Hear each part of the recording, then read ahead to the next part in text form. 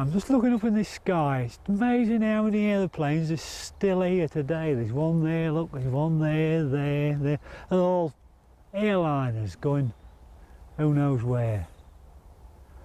Different story 60 years ago. One of the Tatey women that worked here, Pat, she used to tell me. She was a kid in Lincoln in the war. Her daddy worked at the Avro factory at Bracebridge Heath making Lancaster bombers. And they used to ship them out to these aerodromes, but they couldn't get them here fast enough. So somebody come up with the idea to sew the telegraph poles off about 4 feet high. I can remember seeing them still like it in the 70s when I worked here as a lorry driver. And they moved the wires down when they wanted a bomber, crank it up, drive it out the gate, taxi it down the road to Waddington Aerodrome, it was only about a mile, fly it out here where they wanted it. Mum used to work in one of the factories, twilight shift, the housewife shift, 4:30 till 9:30. She said we used to come home at 4:45, get changed, have a tea. And we used to say to Mum when she was going to work, what do you do? She says it's boring. He said, yeah, we know it's boring, but what do you do? She used to laugh and say it was boring. She says me and my sister was years before we really found out that she operated a boring machine. And before she went to work at 4:15, she always used to tell us, be sure and do all the jobs if the warbirds come. That's what they call the Lancaster bombers. Every Lancaster bomber from Bomber Command here in Lincolnshire, there was about 50 of these airfields, they all went to Lincoln. And they used to fly round and round Lincoln.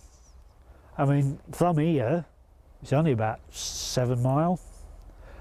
A fully laden Lancaster bomber would only be a few hundred feet up. There's been many as 1,000 of them. Round and round, it used to take them about an hour and a half, round and round the city, gradually going higher and higher while they got up to 16,000 feet or whatever they wanted to be at, and then they all went together. The noise, it must have been horrendous.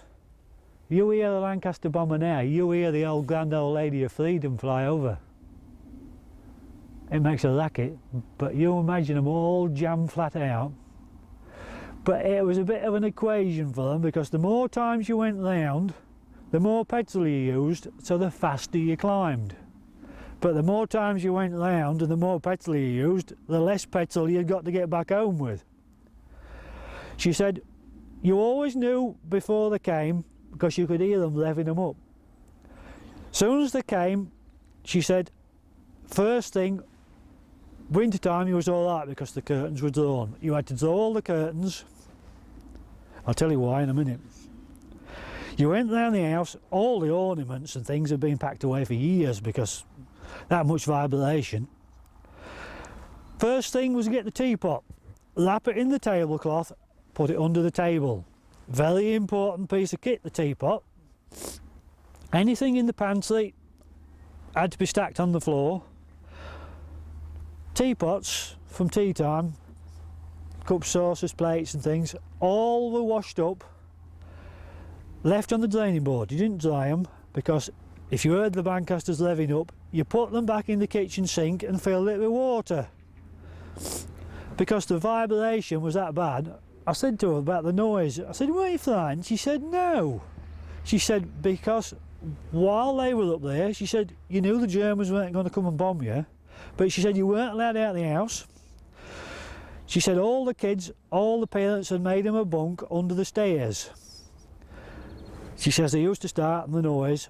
She said Lincoln used to start to shake, and it used to shake worse and worse and worse. On the big raids, 700 or 800 bombers, chimney pots used to shake off, tiles and slates off the roof.